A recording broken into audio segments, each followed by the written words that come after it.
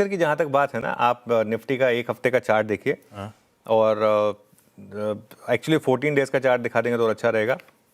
हाँ, ये देखिए 2 दिन ऐसा लगा कि मार्केट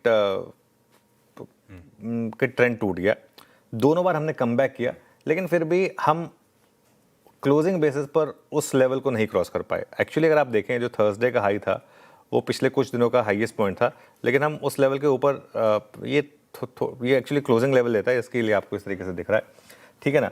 लेकिन दिक्कत ये है कि इस बार की जो मार्केट ब्रेड्थ है ना, वो मुझे थोड़ी सी ख़राब लग रही है। निफ्टी का चार्ट मुझे लगा थोड़ा हमें ठीक करना पड़ेगा, ये इसमें दिखा नहीं रहा आपको लेवल जो होना चाहिए, थोड़ा गलत है ये चार्ट, इसको हटा दीजिए प्लीज़।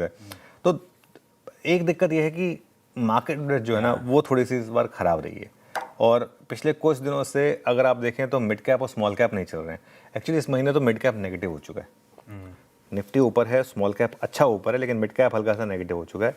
और मार्केट ब्रेड्थ पिछले 3-4 दिन, इवन जिस दिन मार्केट ऊपर है उस दिन में मार्केट ब्रेड्थ खराब है, जिस दिन निफ्टी नीचे उस दिन तो मार्केट ब्रेड्थ है ही वैसे खराब, लेकिन इवन जिस दिन मार्केट चल रहा है, जैसे कि थर्सडे को हम ग्रीन में रहे पूरे दिन, लेकिन मार्केट ब्रेड्थ खराब था और टुवर्ड्स द एंड एकदम सबसे लोएस्ट पॉइंट पर जाकर एडवांस डिक्लाइन बंद हुआ।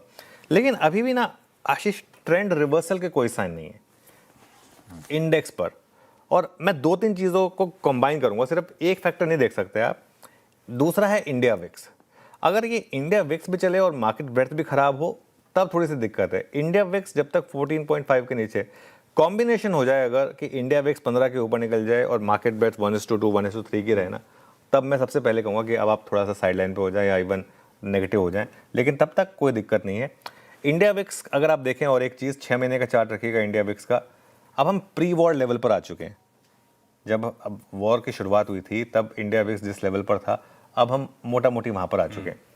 हालांकि अभी भी आपको 6 महीने का चार्ट 42% ऊपर दिखाई देगा, कि पहले ऑलरेडी इंडिया विक्स काफ़ी चला था दिसंबर से मार्च, लेकिन जो मार्च से मई के बीच में जो 14 से 28-29 गया था, वो 28-29 वाला वापस 13-14 पर आ चुका है। तो वो पूरा का पूरा जो है वो मामला शांत हो चुका है पूरा का पूरा।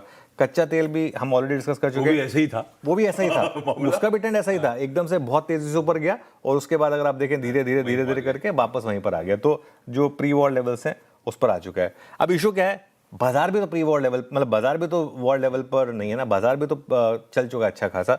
निफ्टी का भी 6 महीने का चार्ट रखिएगा, लेकिन ये तो खैर आपने थर्सडे का रख दिया।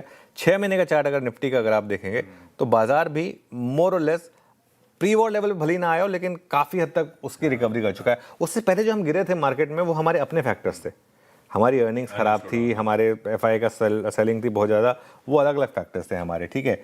मिड कैप और स्मॉल कैप तो एक्चुअली अगर आप 3-3 महीने का चार्ट देखेंगे 15-15, 20-20% चल चुके हैं। ये तो 6 महीने का आ गया, 3 महीने का रख दीजिए दोनों का। मिड कैप करीब करीब 14-15% ऊपर है, स्मॉल कैप मेरे ख्याल से और ऊपर दिखाई देगा, स्मॉल कैप 20% है। तो 15 से 20% के करीब मिड कैप स्मॉल कैप चल चुके हैं। तो ऐसे में थोड़ा हायर लेवल पर कंसोलिडेशन हो, उसमें कोई बुराई नहीं है। मतलब 3-4% अगर स्टॉक्स इंडेक्स करेक्ट भी हो जाए तो कोई बुराई नहीं है, लेकिन टेक्सचर पॉजिटिव है मार्केट का, ट्रेंड इंटैक्ट है मार्केट का, उसमें कोई दिक्कत नहीं है। बढ़िया है।